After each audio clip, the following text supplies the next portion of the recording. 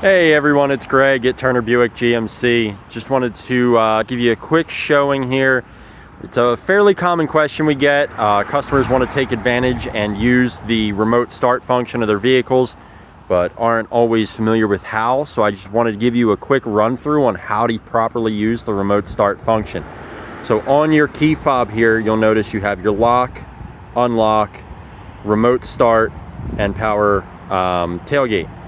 So to use the remote start function on the vehicle, you're gonna hit the lock button. I always say hit it twice, and then hold the remote start button for about 2 seconds, and that'll start it up. Then when you go to get in the car, you just walk on over. If you have the little buttons on your handle and the keys in your pocket, you push the button, it unlocks it, and then you are good to hop in, get yourself out of the cold. And then when you're ready to drive, you just hold the brake, push the start button, and that'll turn everything else on. All right? Glad I could be of help. Talk to you guys soon.